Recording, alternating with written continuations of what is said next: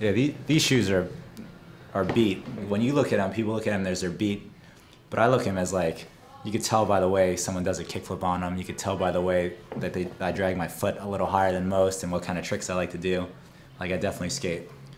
Not much switch, but more, you know, more into kick flips and those kind of flips. And you know, this is the varial heel flip spot right there.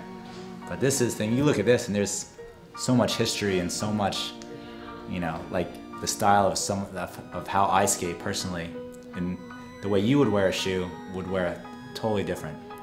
Like I don't know, you probably won't have the, if you don't do the kick flips the same way I do. Like I have a long drag on mine. Like yours will probably won't have the mark like this. But it's cool to see like my shoe's been wearing like this since I'm a kid. Like every skate shoe I've ever had ends up like this. Yeah, it feels good to have a space. This stuff has all been in my house for the last 9 years, and I always thought, now I look at them like, how could all this have been in my house? This was our first opening gift from my sister-in-law. I was brought up vegetarian. I got like hippie parents, beads on the doors, Grateful Dead every day, and so they raised me vegetarian. And so my sister-in-law thought it was a good gift to give me a vegan deer head, elk.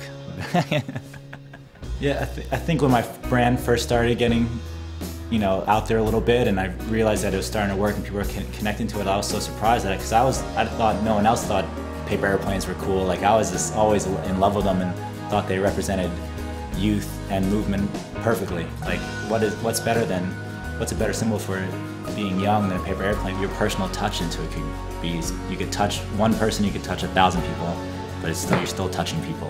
Yeah, what's great about SF and the skate community is that everyone really works together and supports each other. So those are sketches for some of the stuff I have coming out with Real and Spitfire. I put San Francisco on everything and my name on everything and let them know that this is something I'm passionate about. If you're passionate about it, that passion, you know, is infectious, and other people get passionate about it and say like, oh, this guy likes paper airplanes and he sincerely likes the brand and youth and growth and concerned about not losing sight of the golden things in his life. When you grow old, like people expect you to, you know, stop doing those kid sports like skateboarding or stop doing other things because you're supposed to grow up. For me, when I had a brand and started growing up, that's the things I didn't want to lose sight of, and that's where the whole skate gold and the airplanes and all that came from.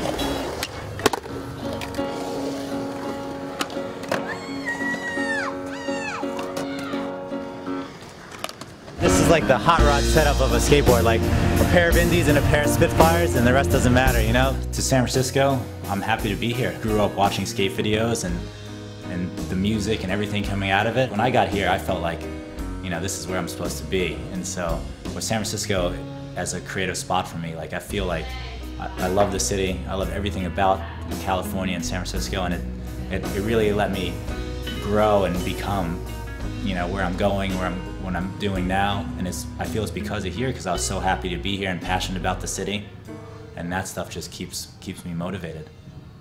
So I'm trying to go to the United Nations about 2012 and try to get the impeachments of Bush and Clinton and most of the former presidents involved with the 12 galaxies of populations that were guilty of the impeachments. And I'm trying to seek damages about myself not paid as a TV star, the movie star too. Thanks. Original right here, SF original. Thanks, Frank.